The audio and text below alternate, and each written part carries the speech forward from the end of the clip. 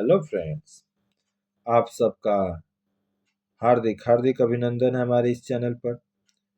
तो आज हम लोग हिंदी में अधिक अंक कैसे पाएं, ये जो आज का टॉपिक है, ये क्लास 10 जो कि माध्यमिक के छात्र होंगे वेस्ट बंगाल बोर्ड या किसी भी बोर्ड से, उन सभी के लिए इसमें दिए गए कुछ निर्देश हैं जो आप 10 के हो, 9 के हो या कहीं के भी हो, किसी भी क्लास के, आप सभी के लिए लगभग कुछ कुछ जो पॉइंट्स है आपको एक तरह से लाभ में एक तरह से कहा जाए आपके लिए लाभदायक साबित हो सकता है।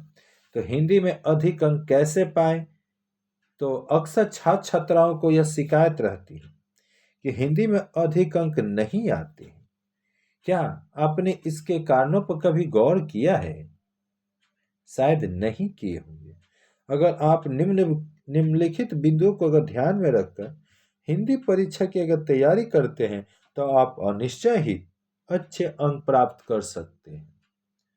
तो चलिए उस पॉइंट को देखा जाए। उससे पहले आप सभी दर्शकगणों से, छात्र छात्राओं से अनुरोध है कि अगर वो हमारे इस चैनल पर फर्स्ट टाइम आए हैं तो चैनल को प्लीज सब्सक्राइब कीजिए और साथ ही साथ बेल आइकन के बटन को प्रेस कर दीजिए, जिससे कि कोई भी नोटिफिकेशन अगर इस चैनल के माध्यम से छोड़ा जाता है तो वह आप तक सबसे पहले पहुंच सके और आप उसका लाभ उठा सके।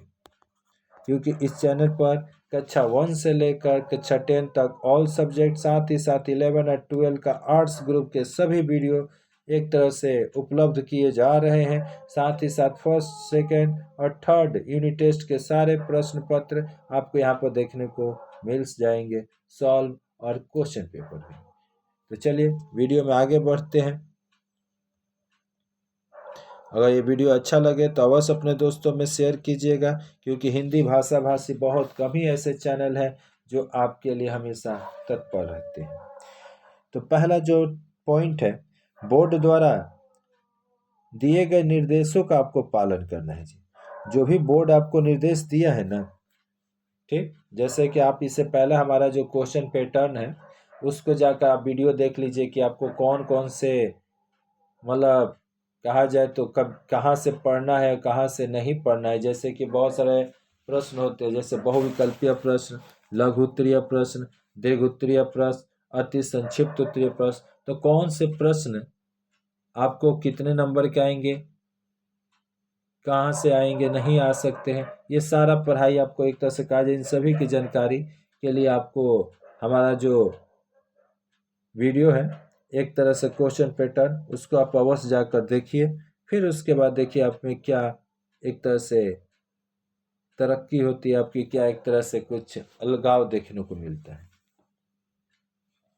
तो बोर्ड द्वारा दिए गए निर्देशों को पहले आपको पालन करना होगा, यानी बोर्ड जैसा निर्देश देगा उसी हिसाब से आपको चलना होगा। उत्तर बोर्ड के नियमानुसार निर्धारित वाक्य में ही लिखने होंगे। ये भी हमने आपको इससे पहले वाला जो हमारा वीडियो था कि क्वेश्चन पैटर्न, उसमें आप देख सकते हैं कि 7 नंबर के प्रश्न के लिए कितने शब्द है, 10 नंबर के प्रश्न के लिए कितने शब्द है। साथ ही साथ और भी आपको एक तरह से हम बतला दे रहे हैं, जैसे कि 1 नंबर के जो प्रश्न होंगे उसके लिए कम से कम 20 वर्ड को निर्धारित किया गया है, अधिक से अधिक। 3 नंबर के जो प्रश्न होंगे उसके लिए आपको 60, जो 3 नंबर के प्रश्न होंगे उसके लिए आपको 60 वर्ड निर्धारित किया गया है।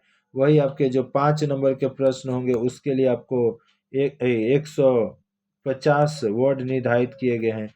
साथ ही साथ 7 नंबर के लिए 200 वर्ड निर्धारित किए गए हैं। तो ये शब्द के हिसाब से, और 10 नंबर के प्रश्नों के लिए आपको 300 वर्ड निर्धारित किए गए हैं। तो इस आधार से अगर आप अपनी तैयारी करते हैं कि हमें कौन से प्रश्न को कितने नंबर का या कितने शब्दों में लिखना है, तो आप अवश्य ही अच्छे अंक प्राप्त कर सकते हैं माध्यमिक में। तीसरा, यथासंभव उत्तरों को क्रम से लिखिए ताकि परीक्षक जो होंगे ना उनको देखने में सुविधा हो। यानी कि बोला जा रहा है कि आप जो भी प्रश्न लिखते हैं उसको क्रम से लिखिएगा, तो जो एग्जामिनर होगा, एग्जाम जो चेक कर रहा है, मैं पेपर को जो चेक कर रहा है, उसको एक तरह से कहा जाए तो देखने में सुविधा होगा। ठीक।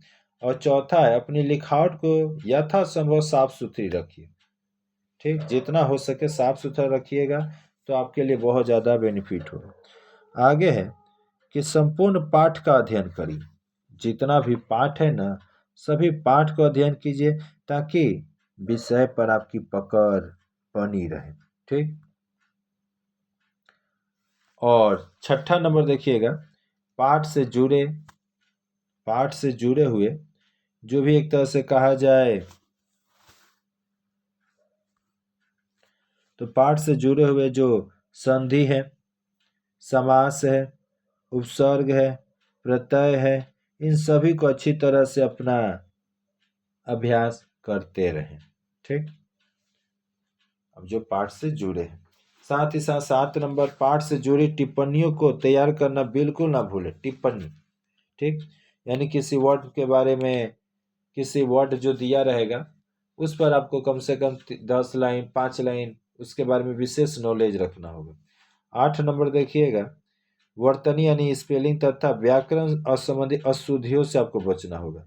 यानी आपको वर्तनी यानी स्पेलिंग पर भी ध्यान देना है, साथ ही साथ व्याकरण संबंधित जो अशुद्धियां हैं उसको भी ध्यान देना है, तब जाकर आप हिंदी में अच्छे अंक, अधिक अंक प्राप्त कर सकते हैं। 9 नंबर, जो भावार्थ हो, प्रतिवेदन और अंग्रेजी से हिंदी में अनुवाद का अभ्यास निरंतर करते रहें। सॉरी, यहाँ पर जो दिया हुआ है भावार्थ आप समझ ही गए होंगे, प्रतिवेदन और अंग्रेजी से हिंदी में अनुवाद का, यानी कि यहाँ से उल्टा होना चाहिए। हिंदी से आपका क्या दिया रहता है, आपका हिंदी